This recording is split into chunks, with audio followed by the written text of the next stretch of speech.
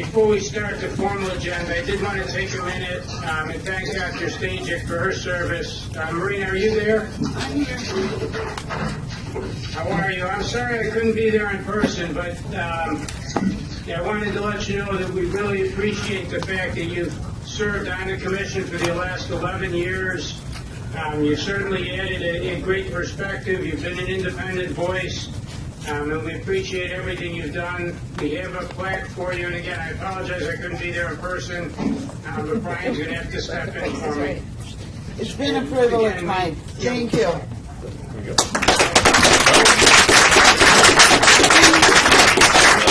Happy holidays to all. Thank you, Marina. We wish you the best in everything that you have coming ahead, too. Thank you, Mike. Same to you all. Thank you. Along the same vein, I'd like to welcome two new commission members. We have Dr. Scott O'Neill, who's replacing Dr. Kathy Corrado as the chair of NICLAC. Their representative on the commission. Dr. O'Neill has worked as a forensic scientist in New York for the past 15 years, been a lab director for the past 6 years. We also have Dr. Pat Buffalino with us, who will be replacing Dr. Stajic as the lab director on the commission. Dr. Buffalino has worked as a forensic scientist in New York for the past 20 years, has served as a lab director for the past 14.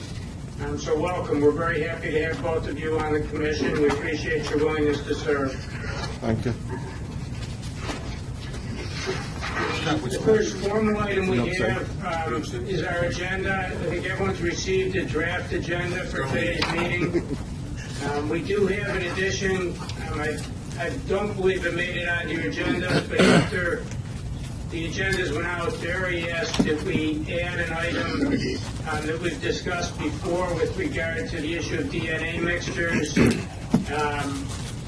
And we've agreed to do that. I believe that's on under old business.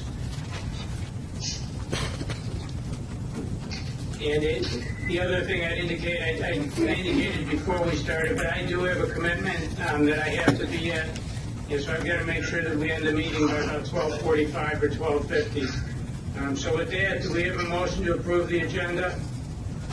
So, Do we have a second? second. All in favor?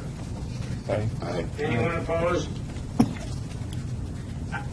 I'm having a hard time seeing Ann, so I don't, Brian, or can someone there see her all right to know her votes? Yeah, we have a person in Albany to capture that. I'll wave my hand real high. I think it's actually the other end. Oh, Yeah, I'm sorry. Yeah, we got two Anns here. And two Scots. Now, the next item is the minutes of our September 29th, 2015 meeting. And again, I believe those minutes have been circulated. Is there any discussion with regard to those minutes? If not, do I have a motion to approve the minutes? Do we have a second? A second. All right, all in favor? Anyone opposed? All right, they're approved. Next item we have are the accreditations. Brian, do you want to take us through those, please? Sure. The first item under the accreditation tab is the Erie County Medical Examiner's Office Toxicology Laboratory. So in your binders, you have the mid-cycle review that was conducted by Erie County Medical Examiner's Office Toxicology Laboratory, that's showing their continued compliance with their ADFT work. So we have representation from that laboratory available if there's any questions. Okay. The next item is the Monroe County Crime Laboratory. The Monroe County Crime Laboratory underwent their ASCOT lab surveillance visit in September, and documents from that site visit are in your binder. Again, there's no vote required, just like the previous one, and the laboratory director is available if there's any questions. Okay. Next one is the New York City Police Department. Just like we saw with the others, there's the annual surveillance visit where the documents are in your binder. There's also a notification of a change in top management with the appointment of a QA manager. So we have laboratory representation available if necessary.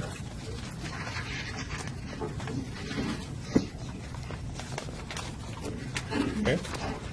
Next item is the New York State Police Crime Laboratory, and like we've seen so many times, it's going to have, they had their annual external assessment in July. Documents of that assessment are present within your binders. They also have some notifications regarding change in top management, the retirement of Major Monroe, the appointment of Major Hart, also some other changes within the top management that are detailed in there. And the last thing for the state police is, in addition to their main facility in Albany, they have some laboratories across the state. One of those laboratories is the Mid-Hudson facility, and they just moved to a new facility, so they're giving notification of that. If there's any questions, we have management from that laboratory available. Okay, next item is the Niagara County Sheriff's Office Forensic Laboratory. They had their annual surveillance visit in September, and documents from that are in your binders. And again, laboratory representation is available should there be any questions.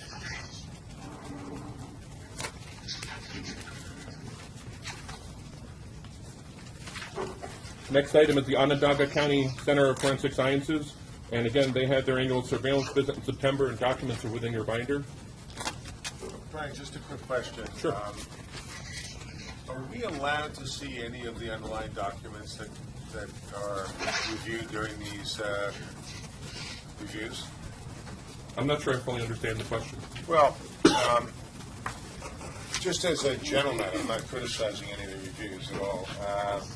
But there is one sort of overarching problem that's existed sort of in the forensic community for a fair amount of time, which has to do with whether or not people are testifying appropriately, whether they're testifying within the limits of the science, whether they're exceeding the limits of the science. And one of the things that happens in each of these reviews is that several transcripts are submitted, and the monitoring records of those transcripts by the individual labs are shown to the inspectors, as well as the feedback and analysis of that transcript by the lab itself.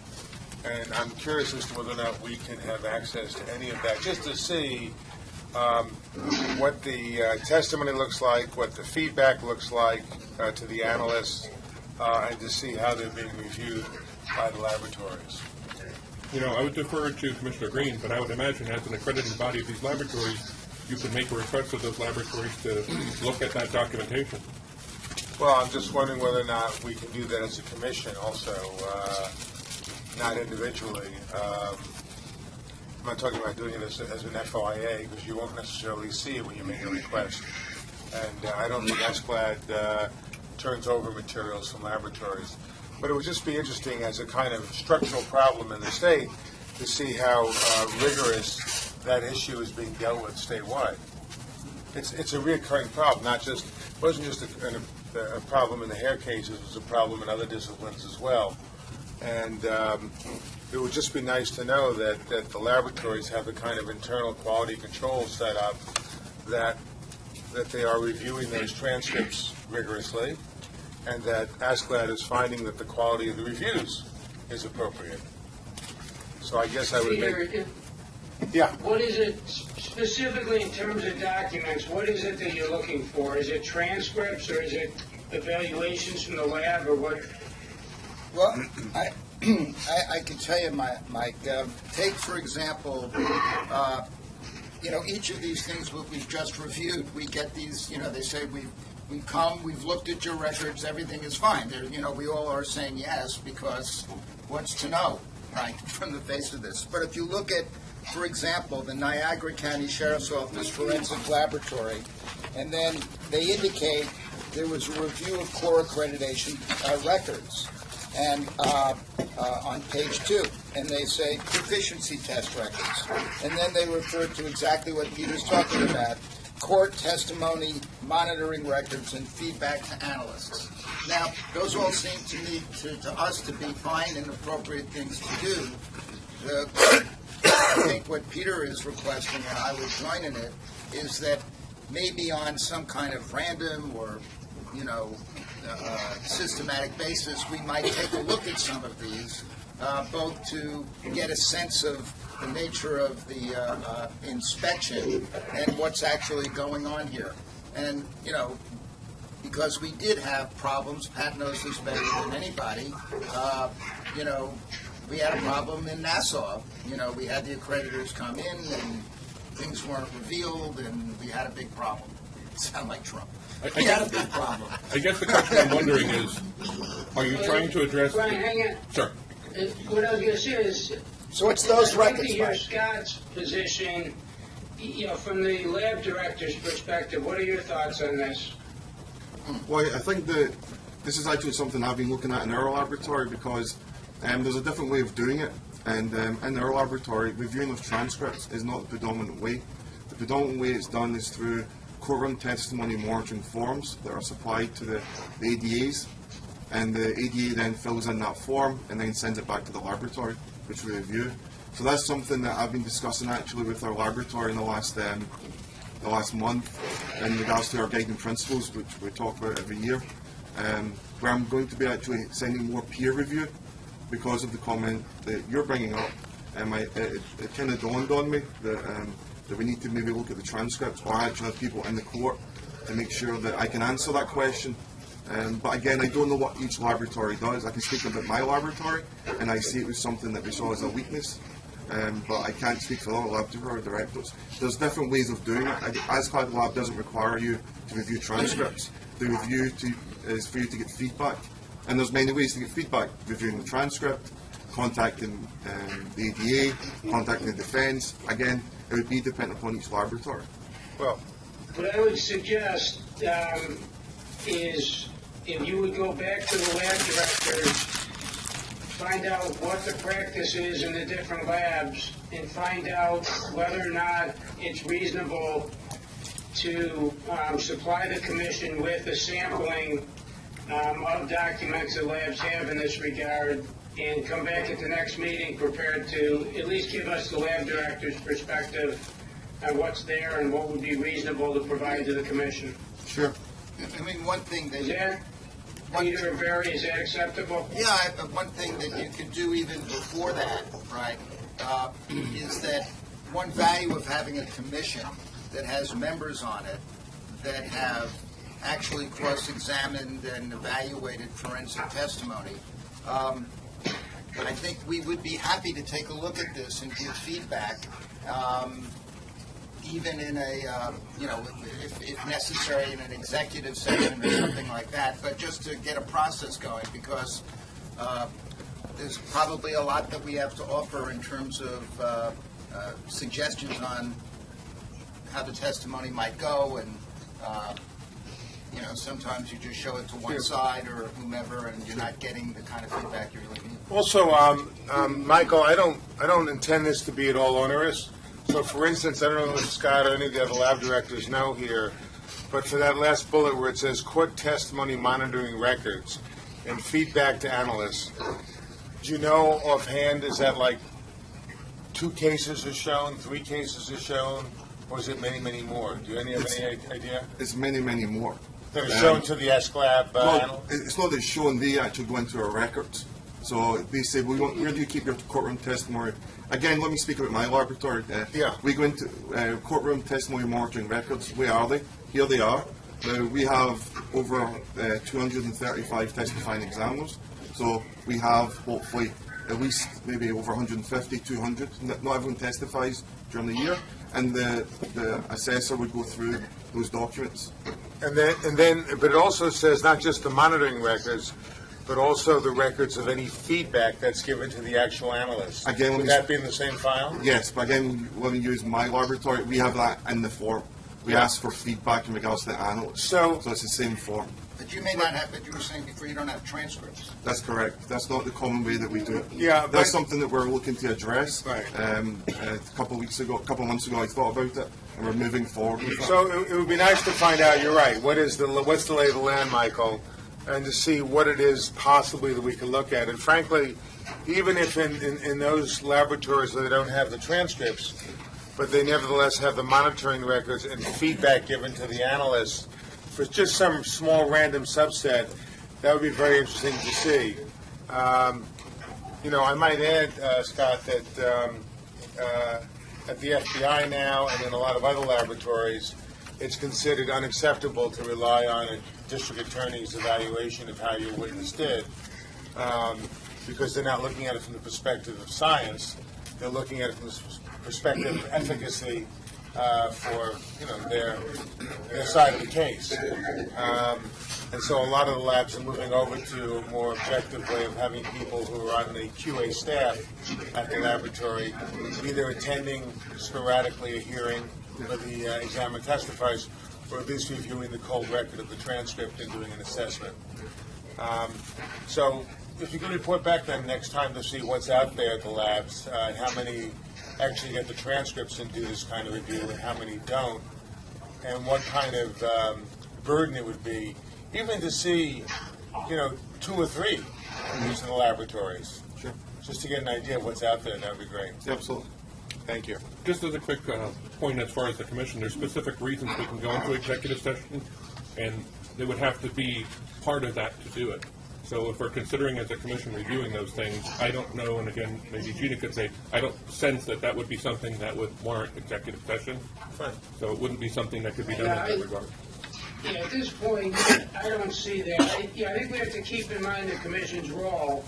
And I think Peter's raised a good point. If we have a lab where examiners are regularly testifying so far beyond the bounds of science, it creates the problems that we've seen in some of the wrongful convictions.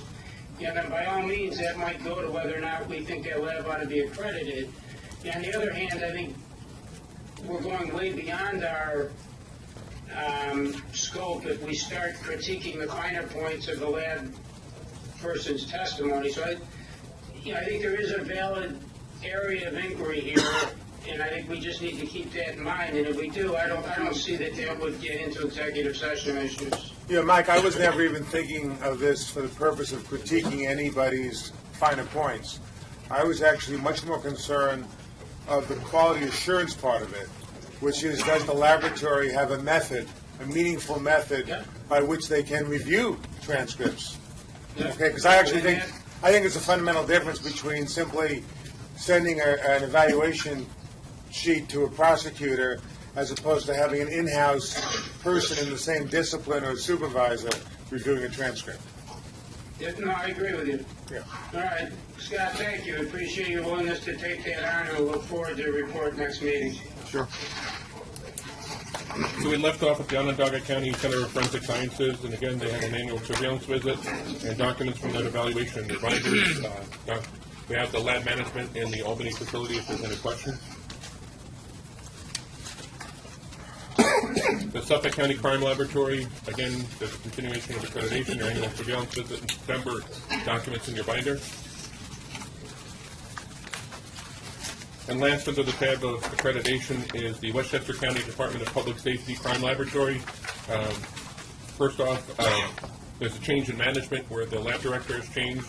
So Michael Dowd was replaced with Sergeant Jimmy Harrison, who is available if necessary, and also the facility is changing, much like with the state police. They're moving to a new facility that was constructed for them. If there's any questions, they're represented here. All right. Hearing none, that's the accreditation tab. All right, the next item we have is our old business. I think the first thing under old business is an update with regard to the status of the hair evaluation. So that's my... Brian, you can give us an update there? I think... Well, just quickly, as far as getting new transcripts since we last talked, I think we had a bolus of transcripts that came in before the September meeting that came together working with Bill Fitzpatrick's office. We have not been able to obtain any new transcripts since our last meeting. And at the last meeting, there was a working group formed with Peter, Marvin, Scott McNamara, and Willie. And at that point, I guess we'll defer to what progress there was. Yeah, defer is an interesting... Working group? Yeah, Michael, defer is an interesting word. So I have to do a mea culpa. What happened is, as you can appreciate, I got completely sidetracked the entire fall by a jury trial in D.C., and between prepping and trying the case, it's my fault completely. I did not bring the people together for a meeting, and I will double down between now and the next meeting and do that. It is my fault. The one thing I can say, though, that will happen pretty soon, which will, I think, light a little bit of fire under this is that I expect very shortly that we will be receiving, we being Governor Cuomo, will be receiving a letter from the Attorney General of the United States requesting that states that send people for training at the FBI actually conduct state audits of the hair microscopy cases involving state examiners. I expect that letter to happen fairly shortly. It'll be accompanied by a list of each year over a 20-year period where people from New York State attended those training sessions, and that the state will be getting that list. So the state will have some idea of the scope of the problem. All right, we will wait for both the letter and for your report at the next meeting with regard to the working group, and Right. thank you. All right. Next thing we have is the rapid DNA issue, and my recollection is that we had requested that the DNA subcommittee evaluate this issue. They did that. They responded. The response is included in the binder. Any discussion with regard to their proposal?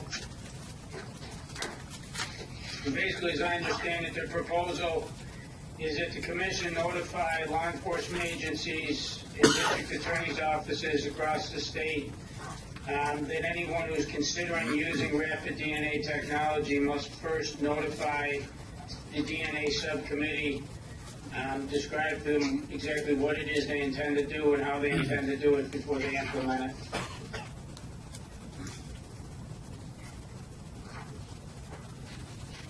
Makes sense to me.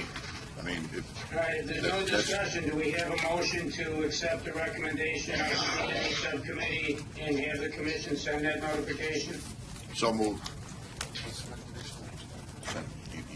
You're a police agency. You can't use this rapid DNA technology.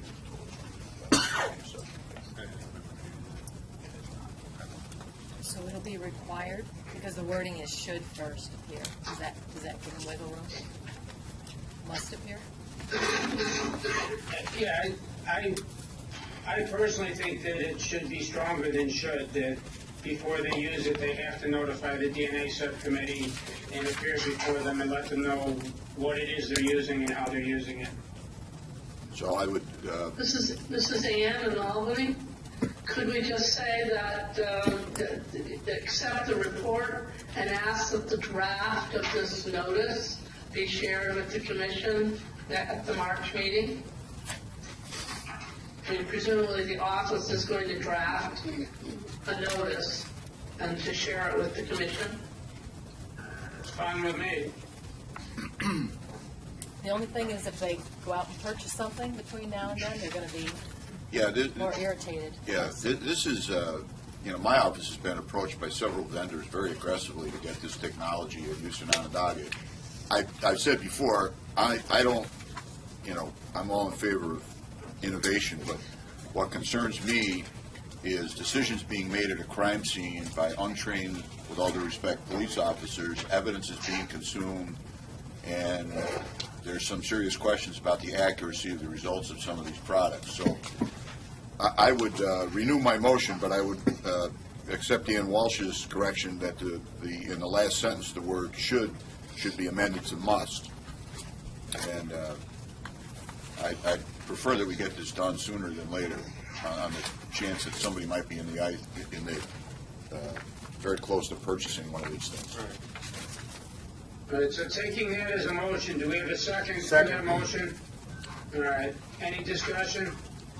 All in favor? Anyone opposed? All right, thank you.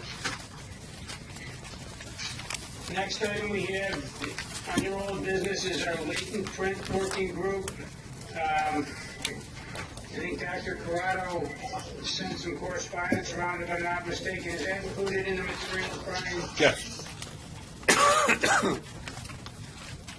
And is Dr. Corrado at the meeting? She's in Albany. Maybe, Would you like me? Is there anything you want to add or, say in addition to the correspondence that you sent? I thought it would be perhaps nice for me to just sort of summarize what we did, if that's okay. Sure. Okay, so, as you know, the commission had decided that it was important to hold the latent print discipline to the same standards as the other disciplines in forensic science.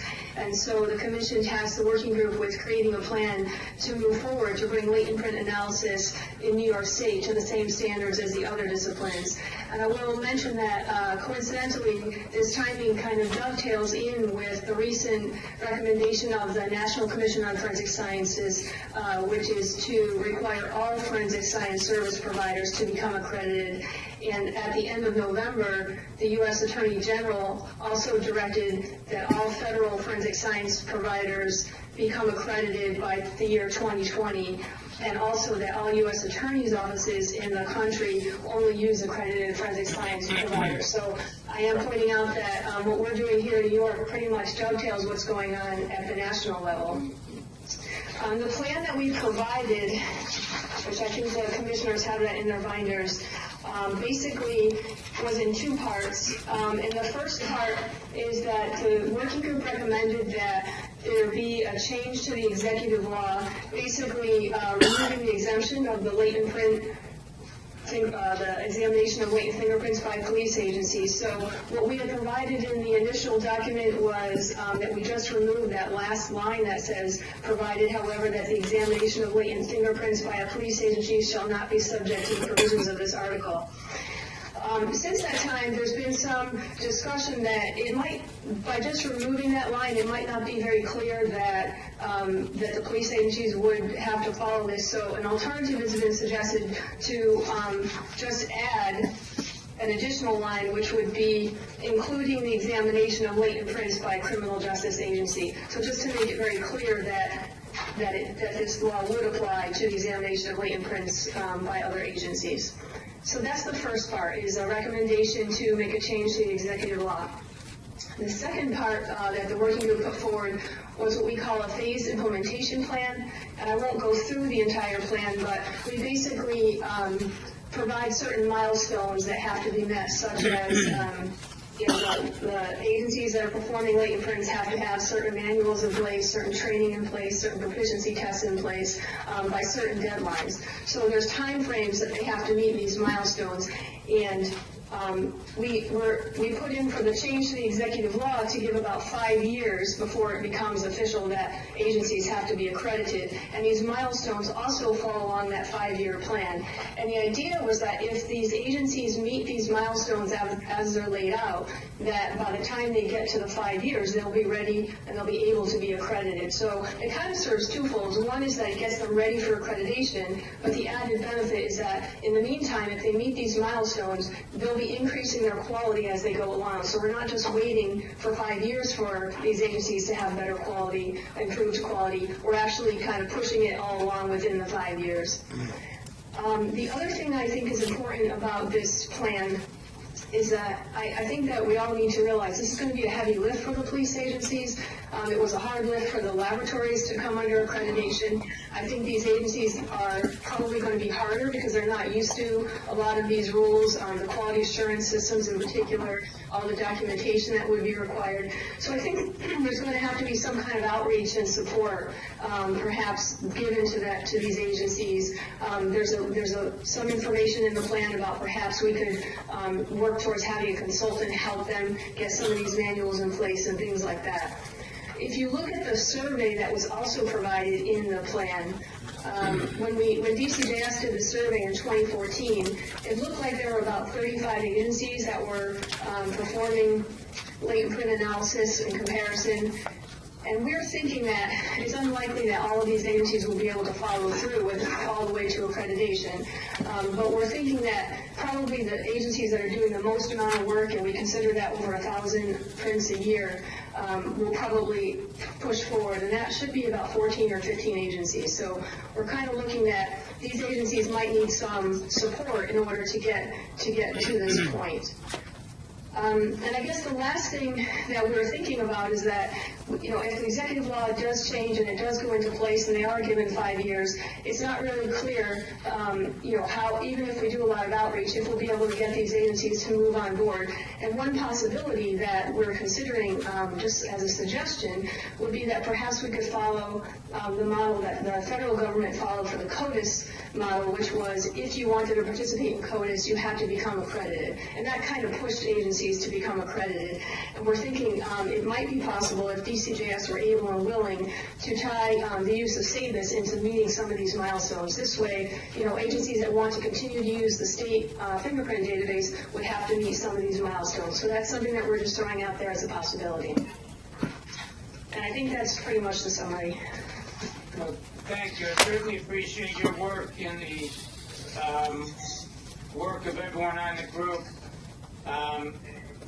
As to the recommendation that the law be changed, I don't know, I don't see anything that specifically gives us that authority, but I think you could argue that it's implied in our other authority. What I do wrestle with, though, is the rest of your proposal and the 5-year plan you lay out. I think it makes a lot of sense, but I don't find anywhere in our current statutory structure that gives the commission the authority to tell police departments to do this when it comes to latent prints. You know, and even if it were tied to, you know, use of SABIS, for example, I just don't see anything in the commission's charge which right now allows the commission to do that. If the law has changed, you know, then clearly it would, and having a phased implementation plan would make a lot of sense. But otherwise, I don't know where as a commission we have the authority to start telling police departments to do this. Mike, Ms. Ann. Yes. Does the SABIS program have the authority to put conditions on access to that database? The SABIS program is a DCJS program, so DCJS might have the ability to do that, but that doesn't equate to the commission having the ability to do it.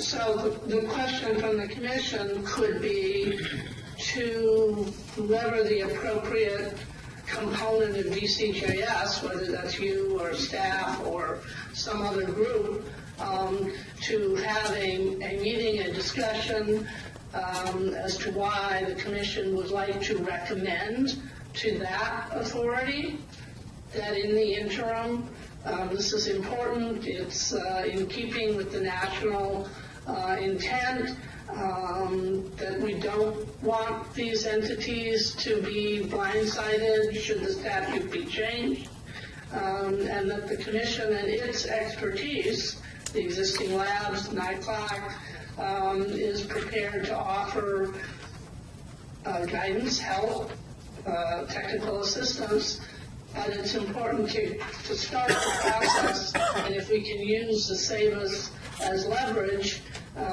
you know, how do we go about getting DCJS to agree to try and do that?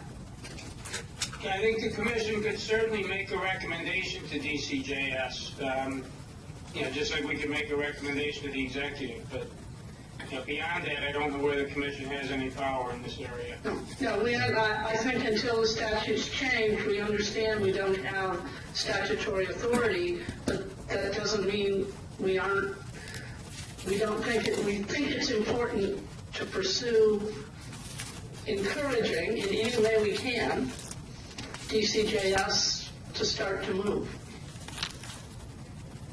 Yeah, no, I certainly think the commission would have the authority to do that. If the commission did it, you know, certainly something that would be considered at DCJS.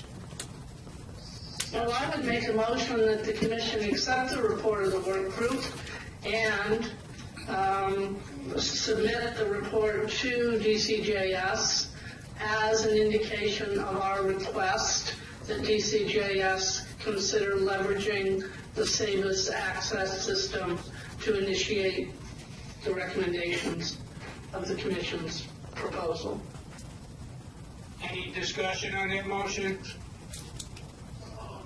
For a second? Yeah, I have a question, Mike. I mean, I have a question about the recommendations, not about the save us element. Should I save that, or is this the right time to discuss it? No, I think this is the time to discuss everything involved. Kathy, I think everything you want to do here makes a great deal of sense. I have one concern with the legislative fix, which I'd just like you to respond to if you could, or consider. The first part of that paragraph begins with the language forensic laboratory, and it shall mean any laboratory. And I remember when this issue first arose more than a decade ago, a lot of people who had units in smaller police departments that examined trace prints didn't regard themselves as laboratories. And in fact, when you talk about trying to dovetail off of some of the stuff that's happening at the National Commission on Forensic Science, one of the ways that the National Commission on Forensic Science got around the word laboratory was to talk about forensic science service providers, which is a much broader, more encompassing term. So my question to you, Kathy, is, number one, do you feel that leaving in language, limiting this to laboratories will be adequate to cover, for instance, a mom-and-pop unit, trace examination unit in a smaller law enforcement agency? Or do you think something should be tweaked?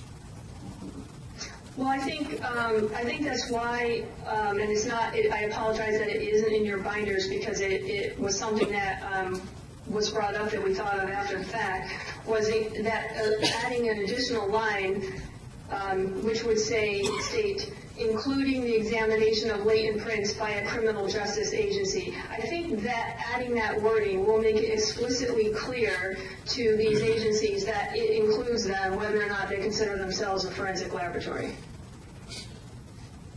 Okay, thanks. So, Peter, in the work group, the discussion, while yes, we could expand the definition of forensic laboratory to say forensic laboratory or forensic service provider, but we didn't want to disrupt the definition under which we accredit those things which we recognize as laboratories. And the accreditation standards that these limited number of police agencies, we're talking, we think, 15 or fewer, would have to meet, would be comparable to being a laboratory. You have to have a qualified director, you have to have a quality system, you have to take proficiency tests, you have to be inspected. So whether they think of themselves as a laboratory or not, in the accreditation process, whether you call them a lab or you call them a forensic service provider, isn't significantly different. If they come back and say they don't want to be called a lab, well, we call them whatever you want, but the standards they're going to have to meet are those of a laboratory. Now, who can qualify as a director, who can qualify as an analyst, might be different, but we deal with that not in statute, but either in reg or in the accreditation criteria used by our accrediting body. I think, doesn't the initial tweak to the language that Dr. Corrado initially suggests kind of address that concern where, and again, maybe I misheard you, Dr. Corrado, but I thought it was, you talked about any criminal justice agency that's performing this work. Was that correct? Yes, that's correct. I think it does address it. I mean, I think adding that additional wording in is important, because I am concerned that agencies might consider that they don't fall under this. So I'm happy to send a revised version in that we can consider the final version by adding that statement, including the examination of latent prints by a criminal justice agency. I think that should cover anybody that's performing latent print comparisons on forensic evidence.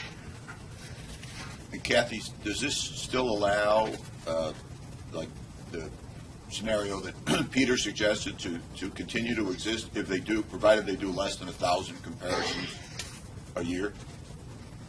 No, it would, if we make this change, it should not allow those agencies to continue to do that work. You will not be able to do that work unless you are accredited.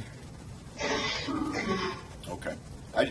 If I could just, for a moment, I completely support this, and I thank you, Kathy, and the other members of the panel for putting this together. Just to put a human face on what I think is a disgrace, which is fingerprint analysis, and it's not misidentification, it's failure to identify evidence that's actually there. One of the last homicides I handled as an assistant DA back in 1985 was a woman who was hogtied and strangled to death in her own apartment. And when the cold case task force reviewed it, and I took the case to trial and began to prepare it in just a couple of months ago, to my, I was at first happy and then disgusted. There were fingerprints of the killer on a critical piece of evidence under the woman's body that had never been properly examined until the fingerprint analyst that Kathy hired years ago in our lab took a look at it. Now, for 30 years, that family lived with the notion that a person killed their daughter and got away with it. And sadly, it was Colleen's father passed away about 2 years ago. He wasn't able to see his daughter's killer brought to justice. But if people had done their job 30 years ago, that guy would, maybe make his first appearance before a parole board sometime today. So I completely support this. I think it's long overdue. And as far as the political end of it goes, I can tell you, and I don't want to speak for Scott, but I can tell you that I'm going to urge my colleagues in the State DA's Association to support this and to suggest legislation to the governor and the Senate and the Assembly. I strongly support all that's been said, and there are many cases, just like Bill is talking about. We actually, at the Innocence Project, have a case pending now in Maryland of three individuals were, in our judgment, wrongly convicted of a crime, but we just now got a hit on the palm prints that were a place of forced entry, which completely, confirmed the original theory that this was a break-in, home invasion murder. And of course, the individuals concerned were originally suspects, and they didn't even seem to have compared these prints, and now we have a hit. And the one thing that we know from a lot of the work that's gone on in the National Commission is that the APHIS system is becoming far more robust. You can get palm prints in there, you can get many more prints than you used to get. So this is a particularly powerful crime-solving tool, and so I think what Kathy has done here is exactly what we need. And the only thing that I saw there was some statements that, well, maybe we won't get enough money to do this right, etc. I would strongly urge everybody to look at first a document that came out of the Commission last week on what they call human factors, cognitive bias, which is a very, very important problem, as the FBI has recognized in the examination of fingerprints. And so the Commission passed a document that I think has significance on human factors that will distribute to everybody on the Commission. But more importantly, as I know I've discussed with Pat before, when the Nassau Crime Lab came online with the latent fingerprints, the FBI has a method of first examining the latent, scoring it, looking for any red flags that may be the result of distortion, and then and only then looking at the exemplar prints and keeping complete documentation of any differences they find. And this is something that should be done in every lab, frankly.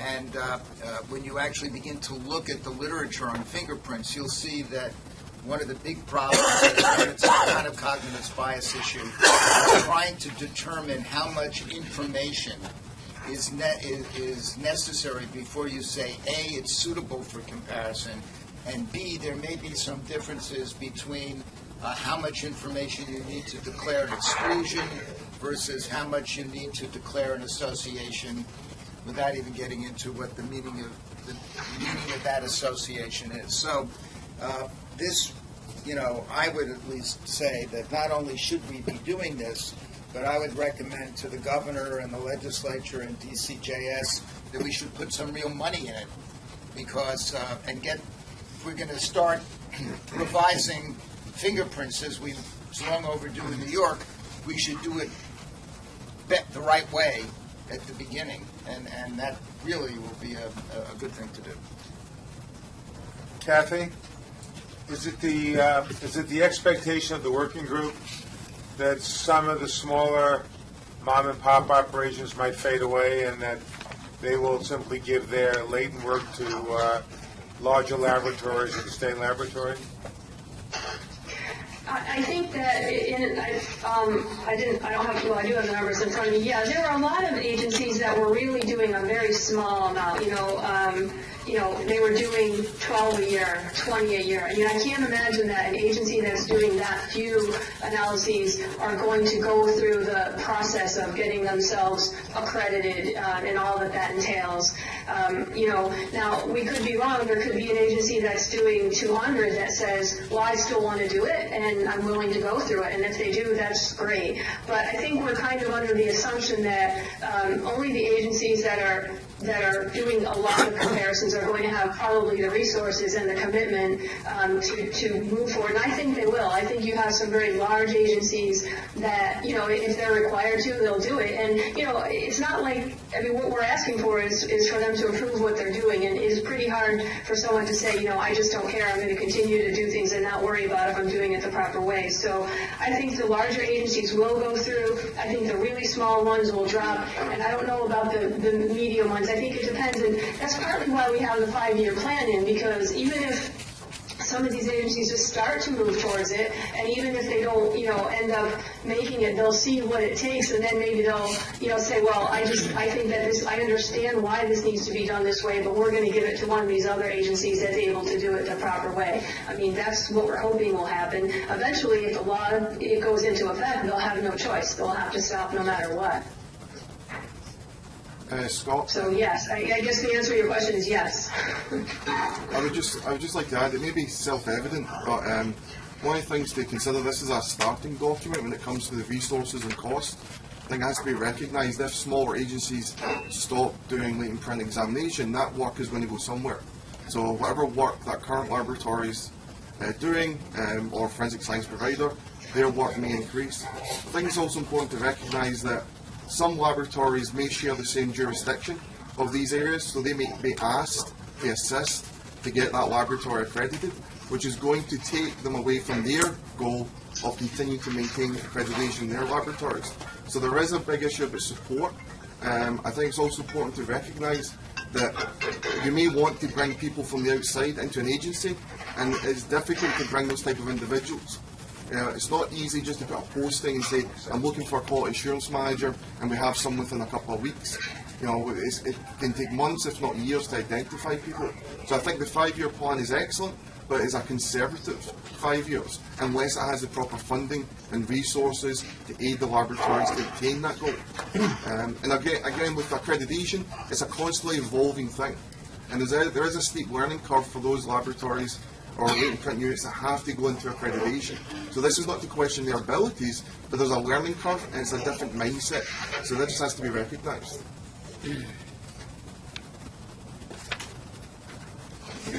Any other discussion? And if I remember right, Ann, did you make a motion before we started the discussion? Yes, I did. I move that the commission accepts the report of the working group and then submit it to DCJS as a recommendation that DCJS consider leveraging the SABUS access to start implementing the 5-year phase-in plan. All right, is there a second? Changes to the wording. Is there a second to the motion? Yeah, second. Kathy, is that acceptable to you, that motion? Yes, it is. I just want to just point out that I will send that additional wording for the change before, that'll be the one, that'll be the final version. That's all. Thank you. All right, I second it. Any other discussion? All in favor? This is Peter. I can't see New York, so someone has to fill me in there. Peter just stepped out. Pete, I'm voting for Peter. Good, he'll- He he'll- told me to vote yes. Yeah, he votes yes. Anyone opposed? And maybe, again, since I can't see New York, maybe you can just let me know what the vote was? Yeah, I was going to actually ask, because we have this video arrangement, if we could orally memorialize what votes are, just to make sure that we're appropriately documenting them. So is this uniform in New York? And I couldn't see if your hand was up. Okay. Yes, my hand's up. Okay. Mine was up. Thank you. All right.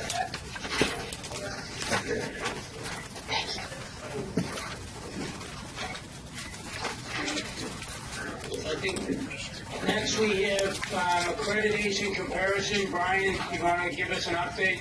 Sure. And I believe several meetings ago, we presented the commission with a large table of data that was comparing the large accreditation providers that provide the ISO 17025 standard accreditation and also the ABSP accreditation. What OFS has been doing is there's been some changes to some of those programs along the way. So we're updating some data, and we're hoping that we'll actually get you that, plus the next phase of the project, which is looking at what we call the intangibles, that we discussed, I believe, 2 commission meetings ago. So there is some progress. You see there's some correspondence back and forth with one of the bodies in the commission within your binders, but there is one of the programs that made some changes to the program. So to make sure that we're fairly and accurately capturing that data before we make a decision, we're just updating that information. We'll provide that back to you. And just changing subject for a minute, Peter, when you were gone, Barry voted for you in favor of the motion with regard to the latent fingerprints. Just wanted to make sure you were good with that. I'm fine. All right. He also said that you would be funding that. No problem. Sorry, Brian, were you finished there? I'm all set. All right. Any discussion with regard to the accreditation comparison? All right, the next item we have relates to the DNA mixture issue that Barry had asked us to put on. There were some materials, supplemental materials that were sent out.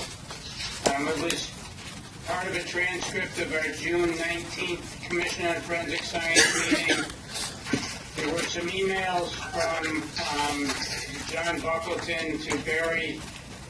There was a letter from the Commission on Forensic Sciences to to the Commission from Buckleton.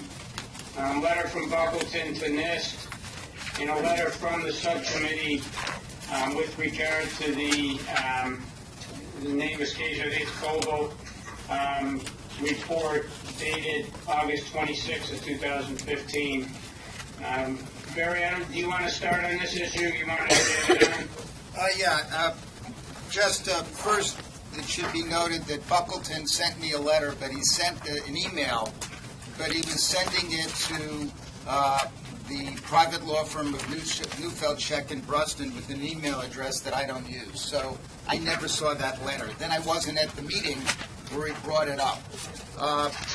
And I really have no interest. I don't think it's helpful at all to get into an argument with Dr. Buckleton about the riot case in New Zealand and whether the misfire was a false positive or just a different likelihood ratio. I really have no particular, I don't think that's really important. All I was really asking is, did the DNA subcommittee hear about that issue?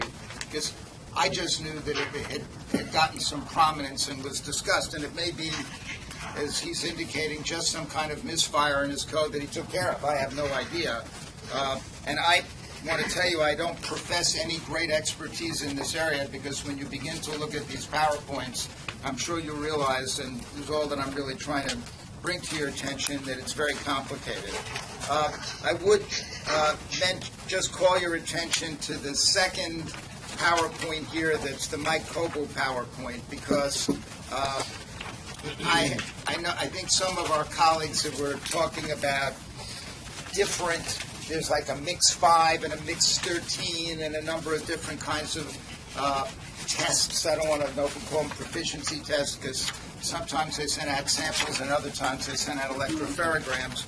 But what I was referring to is if you go to page 43 of the Coble thing, which was the PowerPoint I'd indicated I had just seen a few days earlier, and you see on summaries of issues, he talks about the limitations of CPI, and then he said the CPI approach has the potential to falsely include innocent suspects as demonstrated in Mix 13 case number 5. All right, so I wasn't making this kind of stuff up. I mean, this is what the data was. In addition, on page 37 of the Coble PowerPoint that I was referring to, when he was talking about Mix 13 case outcomes, he's talking here about the different outcomes that he got from all the different laboratories and the different kinds of statistics. And he's talking about, some people excluded, there apparently, were inclusions, inconclusives, but even on the inclusions, the allele frequencies varied from 1 in 9 to 1 in 344,000. These are not trivial differences in the context of a criminal case, and that's what everybody's concerned about. What I also sent you is when Peter and I were at the National Commission meeting, was it last week? I can't even keep track of the time anymore. I had a conversation with Dr. Buckleton, Dr.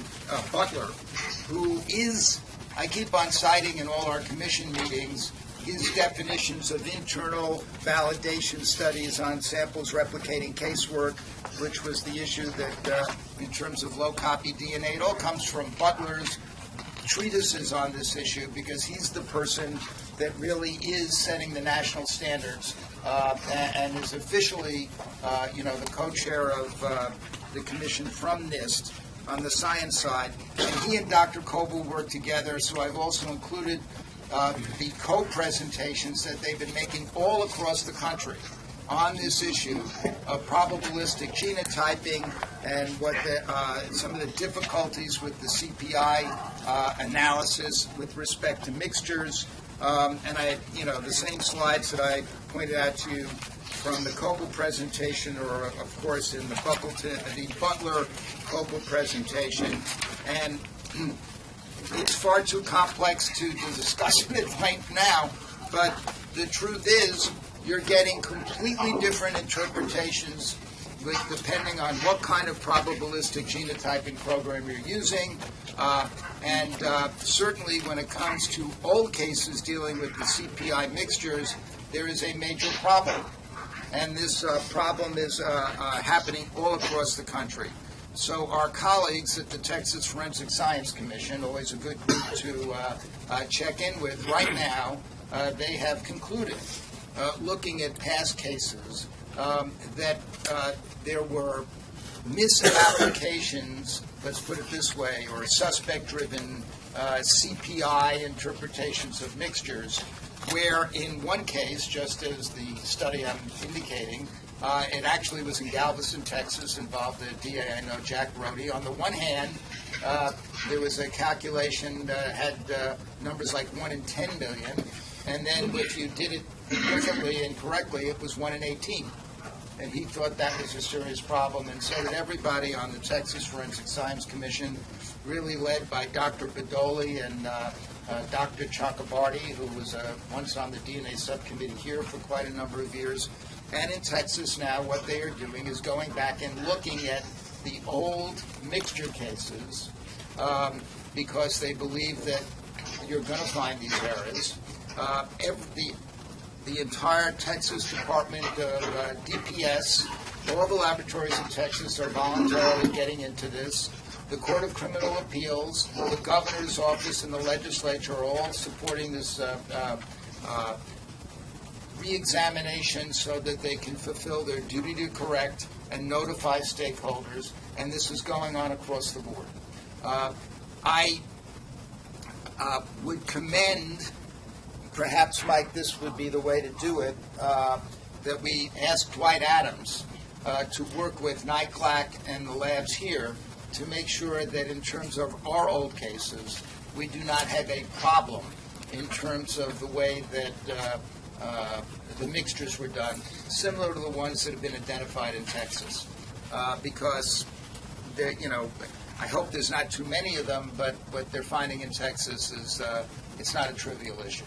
And again, I just felt that you all ought to see this, and I think our motion, Mike, the last time was to ask Dr. Adams and the DNA subcommittee to take a look at these presentations by Dr. Butler and Dr. Kogel, and basically report back to us. I remain concerned, by the way, of with respect to the true allele issue and the inability to get the source code. I just think that is a continuing problem. I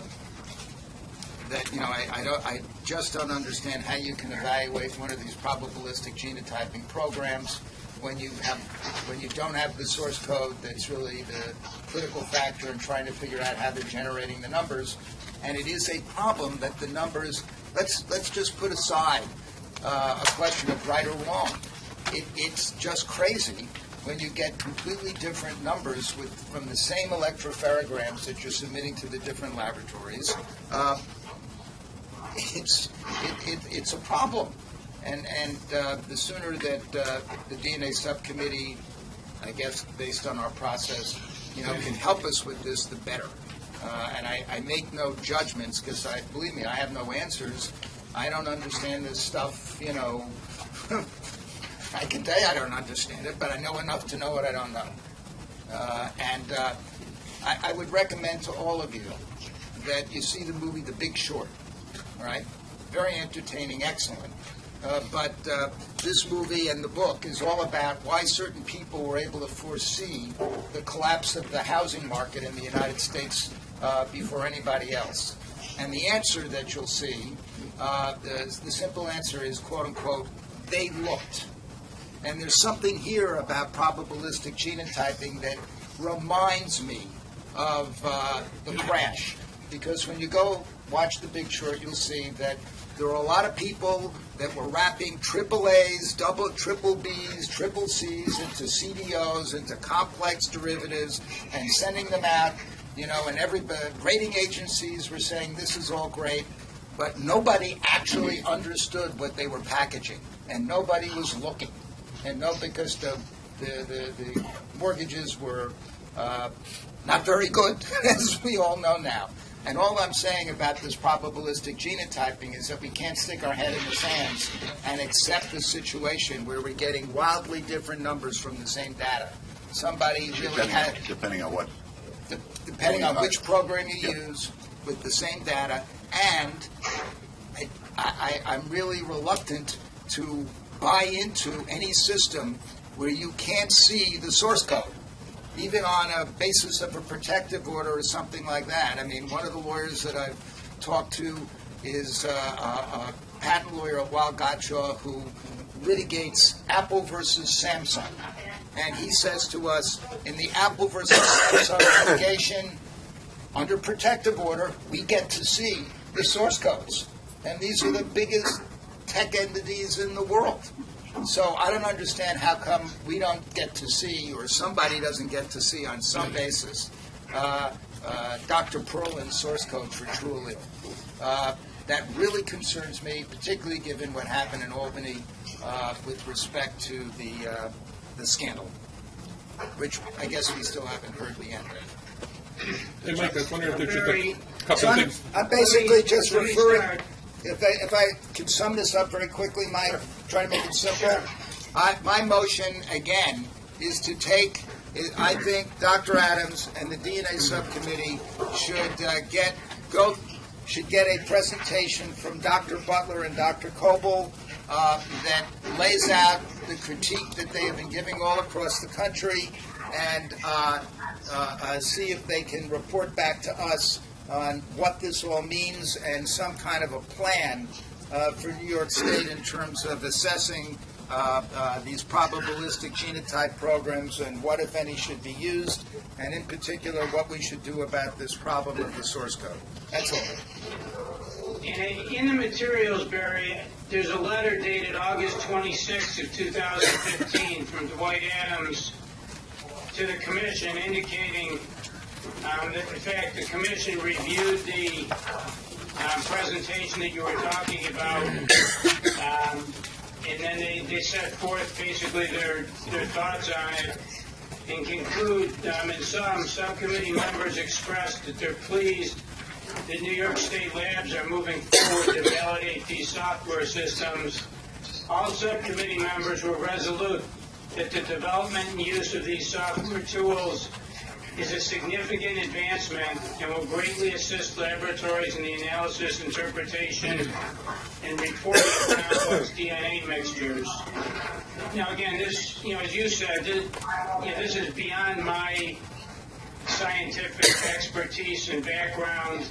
But as I understand it, when they're referring to CPI, they're talking about labs that are not using any one of these new products that allow for the deconfliction of these mixtures. And as I understand what Dwight Adams is writing in response, he's saying that that's where we should be going as a state. We should be supporting the use of these new technologies that help labs do that.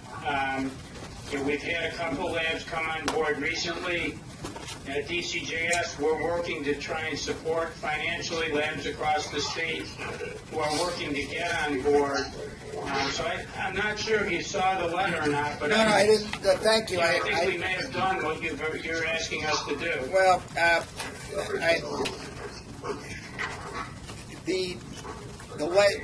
I didn't see this letter, but as I look at it, it here refers to the June 10th presentation by Coble, which is only one part of the larger one that Butler did.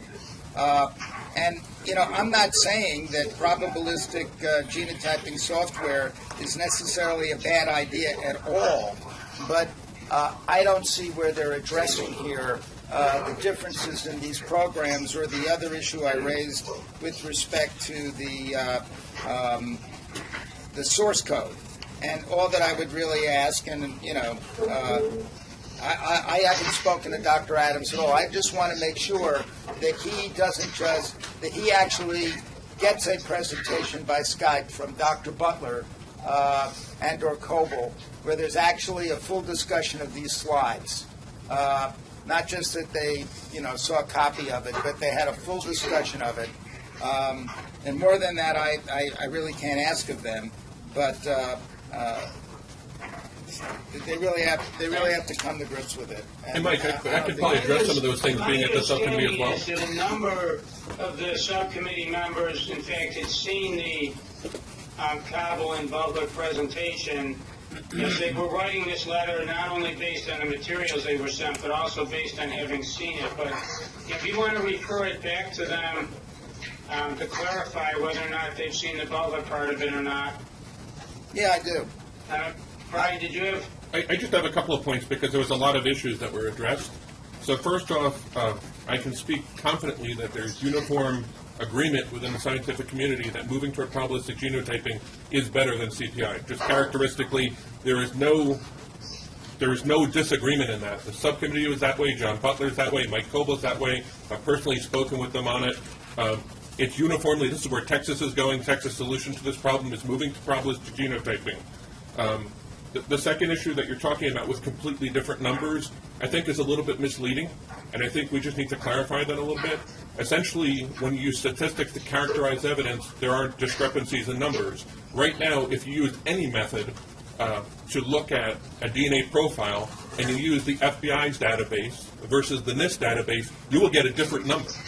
Now, that number is going to be not different significantly. We're not talking orders of magnitude different, we're talking there's a difference, because there's going to be a difference because it's based on the database that it's created off of. So the fact that the probabilistic genotyping software is coming up with different numbers is not as concerning as the order of magnitude. And I've yet to see any example where there's been order of magnitude differences between two different probabilistic genotyping systems.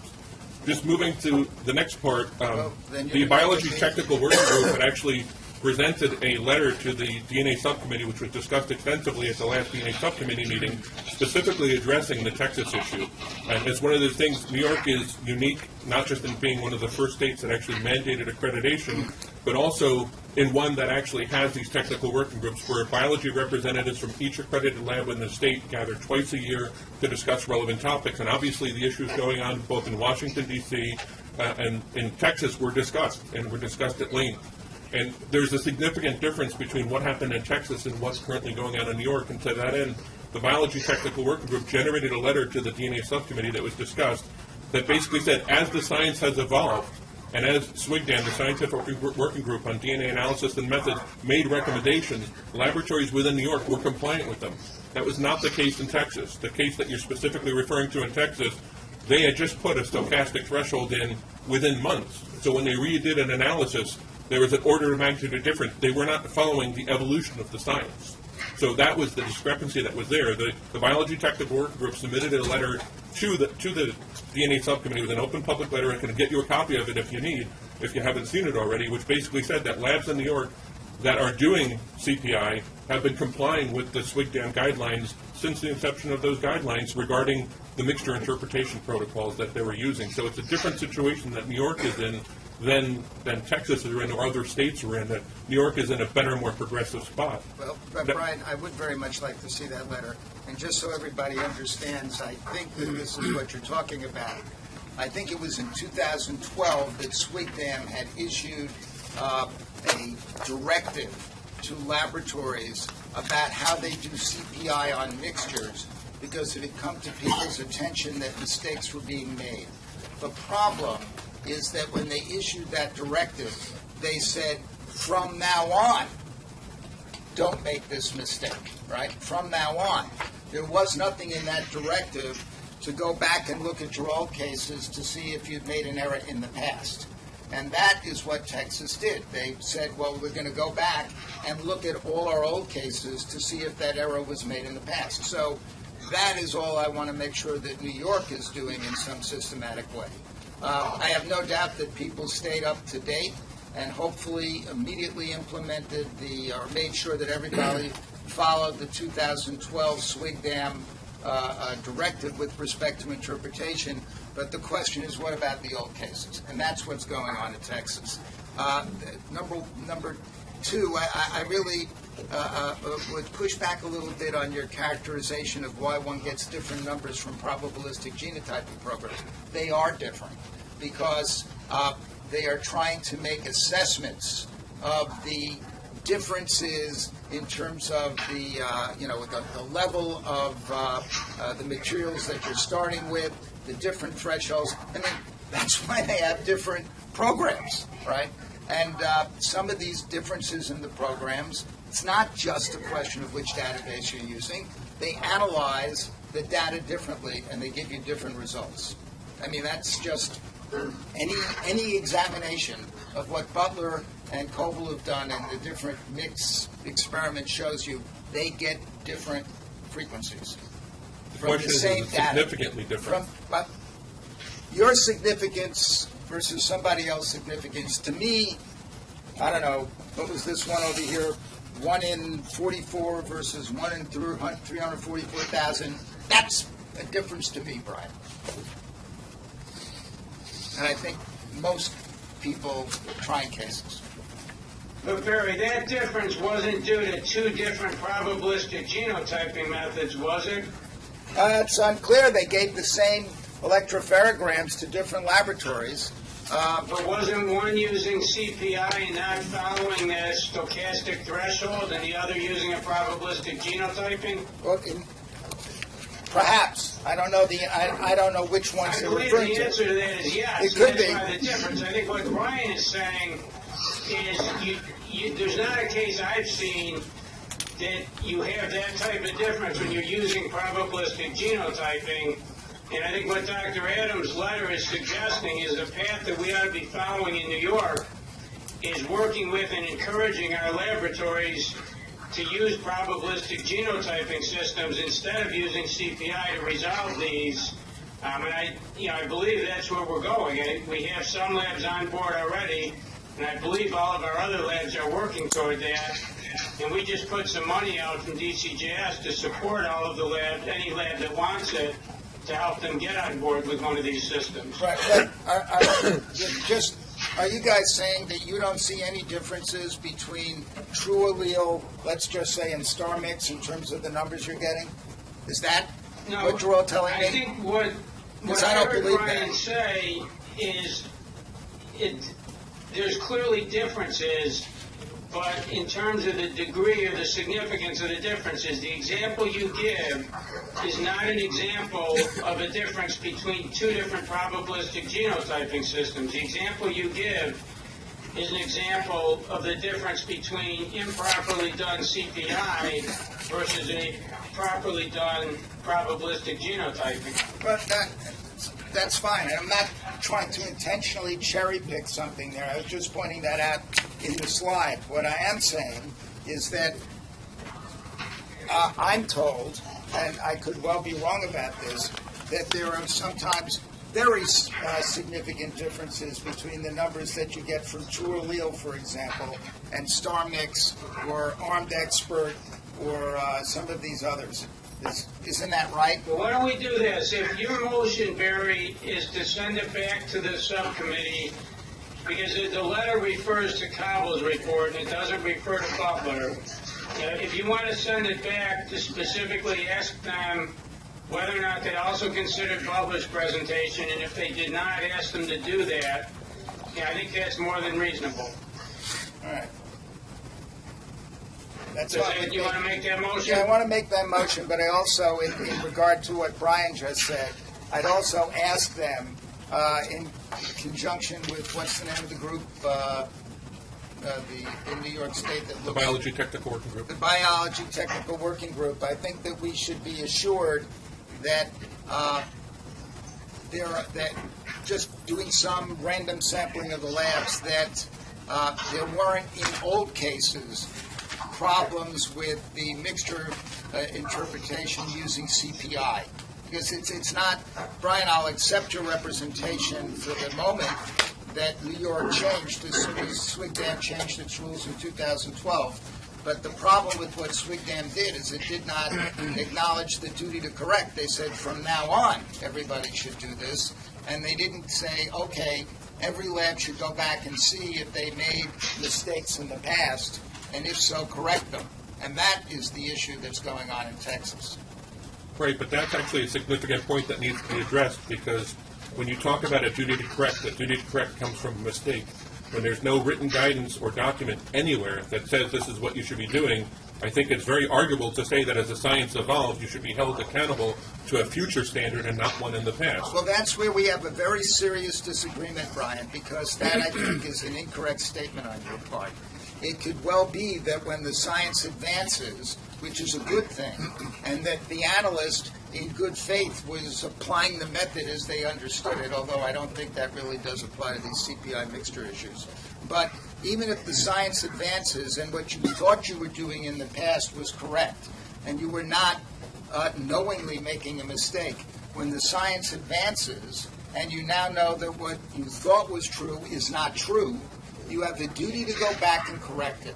And there is no question that the National Commission on Forensic Science and the Organization of Scientific Area Committees is going to adopt that as a principle.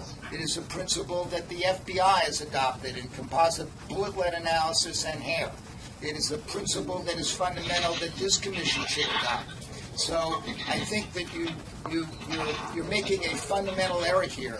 If nobody is saying that the forensic scientist was doing anything intentionally wrong, but wrong is wrong. And if you've got to go back to an old case and correct the error, that is fundamental. I think, again, there's one last thing, and I'll leave it at that, that obviously if that goes to a vote, I will not support, because it's not as simple as wrong. It's as simple as evolution of the science, and moving to a more conservative interpretation does not necessarily mean wrong. If the scientific field coming together, not just forensic scientists, but other molecular biologists and geneticists come together and specifically say, this is something we could interpret more conservatively, that does not mean that when you were not interpreting it conservatively, it was wrong. And right now, Swigdam has not said to go backward for that very reason, because science evolves. And as we start looking at things more conservatively, we're giving more of a benefit of the doubt to people than we did before. That does not mean that what was done before was incorrect. Can I ask one question, Peter, I'll Michael? let you go in a minute, but I would suggest before we go too much farther down this road that we let the DNA subcommittee weigh in. But Peter, go ahead. Chair Brown, my only question would be, if the scientific community decides that something more cautious or more conservative is appropriate scientifically, and as a result of that determination, it would dramatically change a lab report and testimony that was actually issued and testified to in the case. Okay, significantly change it. Would there be a duty to notify affected parties of that? I think we have to have a discussion about it, but I'm not sure that's that clear. You know, if you start looking at ABO typing, and you have something as an ABO typing result that was not as inclusive, or maybe you have a typo of blood that potentially included someone, and guess what? You have DNA that makes it more advanced, and at that point you say, well, we did DNA. Do you go back and say every time you use ABO typing, it's wrong? It's more complicated. I agree with Mike that this is something we should defer to the experts on, but I just wanted to address that statement that there's a bigger issue here about when there's that need and duty to correct that needs to be addressed, and where we need to look at. And again, it's going to be tied to the essential evolution of all science, not just forensic science. It's tied to all science and how we look at things and how we do things. Yeah, I just think your example of serology is completely inappropriate. It has nothing to do with what we're talking about. We're talking about situations, for instance, in arson, where the district attorney this week in Brooklyn decided to vacate a conviction as part of a duty to correct and to notify, because the initial folklore that was used by a fire marshal 35 years ago was not borne out by empirical science. And so he decided that it wasn't a question of evolving sciences. It didn't exist before. But once there was science, you came to a different result, and you had to correct that initial report. With respect to your example of serology, the serology that was used, if it was testified to appropriately, assuming it was, and they just simply said that, it's an inclusion, but 30% of the population is included, that's actually valid, correct science that doesn't need a correction, because it's still valid, actually. It hasn't changed at all. The fact that you get a DNA exclusion subsequently, you get an exclusion through DNA, and obviously you'll notify the person who's excluded, but you're not notifying them that the original science was erroneous. The original science was in fact correct. That's a far cry from the situation in hair, the situation in arson that we're describing. Peter, I think I understand Brian. Let me articulate and see if I'm correct here. I think what Brian is saying is that, and his analogy of ABO typing is, the guy gets on the stand and says the blood at the scene was type A positive. That's 14% of the population, defendants type A positive, combined with all the other evidence, jury convicts. Right. You don't necessarily have to go back in time to correct that, unlike the arson case where the science was junk ab initio. Here, you have DNA technology, so you can say not only is it A positive, but here's a full DNA profile that is his DNA profile. I don't understand Cobble or Brian to be saying that CPI was junk. It's just that these probabilistic genotyping software systems that are being developed are much more discriminatory, or unless I'm wrong. It happened a little differently. What happened is that the FBI sent out a change in their database, okay, for certain loci that everybody got. You talked about this thing recently. Yeah, this one happened in Texas, that everybody got, right? In Texas, they went back to see if it would change their results in any cases. Now, obviously, in a single source case, it's trivial. It doesn't change anything. But they then went back and they looked at their mixture cases, and they looked at the new way of interpreting mixtures that Swigdam had put forward in 2012, and they suddenly realized in their old mixture cases that they would no longer report it out the way they did in the past. And in fact, the cases involved are, I'm not sure that it's fair to say they're just simply more conservative. I think that they're regarding it as an erroneous way to interpret the data. And so that's why they're going back and correcting it. Yeah, I understand. And that I think is what's at issue, and that's what I'm really suggesting we should do in I the don't make you speak for Brian. I don't think Brian Barry, I understands. could be wrong, but my understanding is that the error was that in Texas, when and I may be pronouncing this wrong, but stochastic threshold was moved from 50 to 150. They didn't follow that move, and they were still using the wrong threshold, and they were basing the results on peaks that they got that were at the 50 level but didn't make the 150 level. And when you went back and used the proper threshold, it dramatically changed the results when you used the probabilistic genotyping. What Brian is telling me, and I think it's right to go back to the DNA subcommittee, is that there's a letter out there saying that the New York labs were not doing what Texas did, that in fact they were all using the proper threshold. But I think we could go round and round in circles. I think the right thing to do here is send this back to the DNA subcommittee, let the subcommittee look at Butler's issue. And if they've seen him and talked to him, let us tell us, they can tell us that. Let them look at this issue. I'd like the letter that Brian's referring to be circulated to the commission and the subcommittee. And then I'd like the DNA subcommittee's thoughts on what, if anything, we need to do with regard to this issue. Is this a situation where the DNA subcommittee thinks we need to be going back, or does the DNA subcommittee think there's a reason not to? And before we hash this out any further, I think we really ought to get their input on it. So I'd suggest that we send it back to get their input in those areas. Yeah, I agree with that, Mike, and it's not worth going. I don't think that, I'm not sure that what you're saying about the error in Texas is exactly right. It's not a question of now let's substitute a probabilistic genotype for the answer to the mixture. That may be what they did in some of these cases, right? But the error was an error in how they applied CPI, and it may well have had something to do with thresholds, but there's a lot of ways you can make that error. And all that I'm saying is let's just make sure that no past errors were made in New York, and I think that it's not simply an issue of having something that's quote-unquote more conservative. It's a proper way to interpret the data. So let's not argue about it. Let's send it back to Dwight, and let's make sure that they get a full vetting of this from John Butler. That would make me happy at the very least.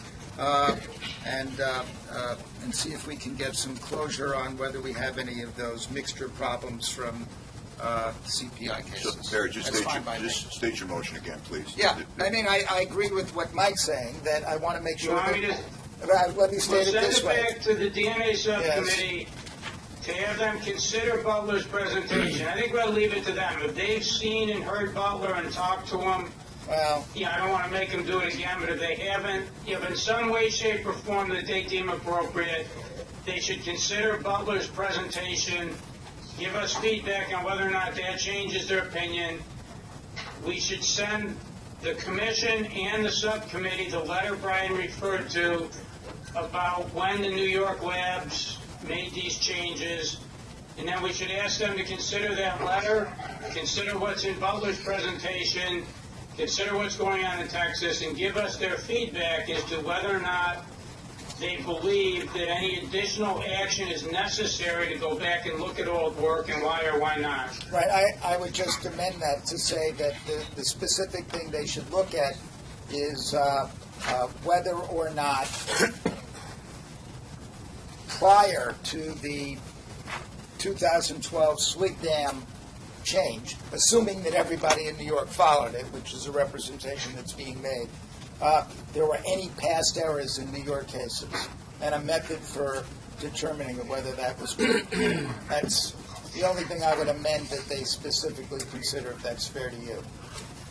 And by the way, I would, is it okay with you if I personally call Dr. Adams? I haven't spoken to him in quite a long time, but not since he's been head of the DNA subcommittee, to just urge him to actually Skype in at some point in time John Butler to address these issues. I think that would be the best thing to do. It's certainly fine with me. Okay.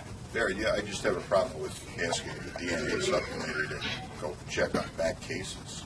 No, just to, Check on the back science. We're- That was already part of Mike's motion, to have them suggest to us whether old cases need to be looked at. I don't know, how would they go about trying to find out whether or not? They shouldn't be doing an analysis like we're doing on hair.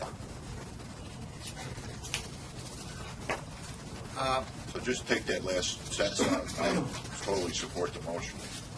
I'm not suggesting they do it. I'm only suggesting if they can tell us how, if at all, we can determine how to find that out. In other words, I think that was in Mike's. Barry, That what was I my was saying in idea. my motion is I want them to tell us whether or not that's necessary and why they feel it is or is not necessary. All right, I mean, the only thing I'm saying is that I don't know how they can tell us whether it's necessary or not, depending on knowing something about the other cases, but we can discuss that. All right, so who's making the motion? Is it Mike or Barry? Well, I'll make the motion, and I'll join in the motion to have the DNA subcommittee consider these issues. All right, I'll second that. All in favor? Anyone opposed? I'm opposed. All right. All right, I think that takes care of old business. The next thing we have, I believe, are our lab disclosures. Brian, do you want to take us through the lab disclosures?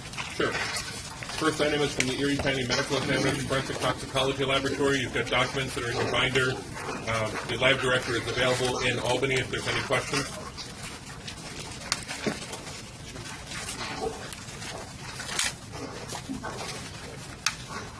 Okay. Hearing none, the next item is the Nassau County Office of Chief Medical Examiner. Dr. Bucklin was obviously here. If there's any questions from Sorry, Brian, documentation. can we go back to that last Sure, one just please. for a minute? So they say they've identified Verticue as a candidate to pursue this in 2016. So what's the likelihood of getting that given their budgetary constraints? I think Christine Giffen, who is the lab director, she's in Albany. And maybe if you could just repeat that question for her. So the last point was that you're actively working on obtaining a new limb system that you think is going to be part of the solution here, and I just wanted to know if you think that's likely to happen, given your budgetary constraints, or not. Yes, actually, it's already been built into our budget for 2016. We're actually waiting on Verticue to update their system because they're in the process of upgrading to a more advanced system. So once they're ready, we're completely ready to buy the new Verticue system. Thank you. Any other questions for? Okay. Thank you, Christine. Nassau County Office of Medical Examiner just gave some follow-up on a previously reported corrective action. If there's any questions, the documents are in your binder. Okay. Next item is the. Go ahead. I had a lot of trouble with these because I couldn't find the initial report of the corrective action sometimes. I only saw what they're doing about it. I didn't see the original report of what went wrong. Yeah, I think if you want, Dr. Bucklin, I can summarize for you. We did submit from the last meeting that we were here in terms of what the corrective action No, was. it's really not a. I just want to make sure that you knew that we did submit it. So with the, Yes, I understand. And my QA County want to come up also. So essentially, what happened was we had a reanalysis case that was a negative sexual assault case analysis that required alternate light source. The examiner sampled a few stains from the items, missed it, and then upon reanalysis, it was found that the item was positive for Semiflu. So we're in the process of reanalysis right now. It's still an open investigation. Okay, that's not, Brian, I don't know how these were done with in not all of them could I find the original report, you know what I mean? So it was very hard to read something, here's the corrective action, but I didn't see the report of the original nonconformity, so it was hard to track it. Well, part of that is a challenge that we suffer from because some of these report on for tremendous periods of time. And if you had all the continuous reports of each one, your binder would be 20 inches thick. So I don't know, maybe we could talk about a different way of formatting it so you have either a summary or something like that of previous correspondence. Yeah, I think the most important one in trying to understand these, because the only one I really could follow was I can't remember, it's one of them that if you could always at least include the report of the original nonconformity, right? Then it's easier to follow all the different steps that have been taken to correct it in the root cause analysis. But because reading some of these, all I could see was we did this, we did that, and I couldn't track it. So I think that would help. Okay. Any other questions for Dr. Buffalino? Okay, next one's the New York City Office of Clinical Examiner, Department of Forensic Biology. They actually have two similar issues that they have documents in your binder. We have members of the laboratory here if there's any questions. We're talking here about the issue of the sample came in and they treated it as did 28 cycles. They treated it as a regular case when it should have been Right, and then what happened is the laboratory, once that was identified, took the appropriate steps and then reissued reports. Right. Okay. I see that. The only thing is, I want to reiterate my request to have the internal validation studies on samples replicating casework at less than 20 picograms disclosed either to the commission under some kind of protective order or made public for low copy. So, other than that, I have nothing else to say.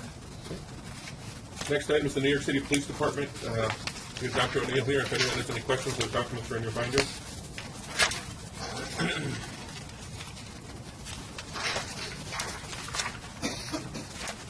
Okay. Next one's the New York State Police Laboratory. The documents are in your binder. We have lab management here. If there's any questions about the issues that were submitted.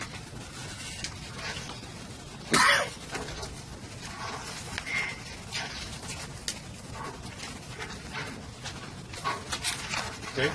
Next is the Onondaga Center for Forensic Sciences. There's an update on a previously reported corrective action.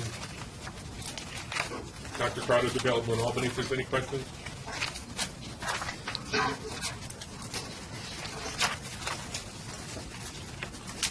And lastly, under the lab disclosures is the Suffolk County Crime Laboratory with some documents again that are in your binder, and we have representatives from that lab here if there's any questions.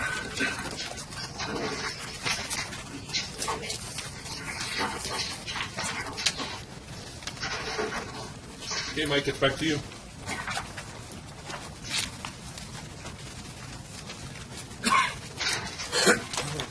So that completes the lab disclosures, and at this point, I'll turn it back to you, Mike, for the next item on the agenda. I believe the only thing we have left, if I'm reading this right, is our executive session.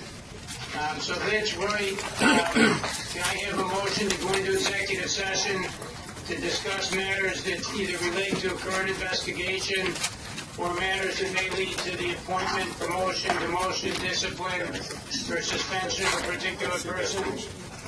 All right, so do I have a motion? Scott McNamara, so moved. All right. I Is there a second it. I second it. All right, all in favor of going into executive session?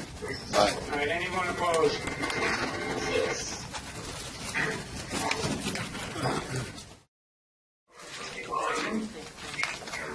And can you just confirm that up in Albany, the doors are open and people know they can come back in? Not yet. Not yet. We're not back up yet.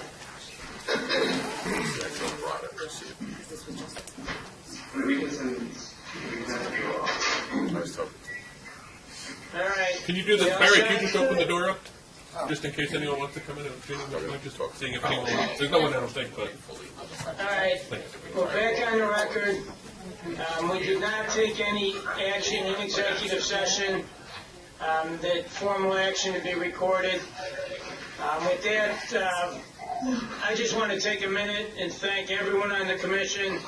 Yeah, I know the meetings are contentious at times. I know people feel very strongly about the things that we do and the work that we do here. But I think the commission has done a great job over the last year. I appreciate the time and the effort that everyone puts in. So thank you, and I hope everyone has a very safe and happy holiday season.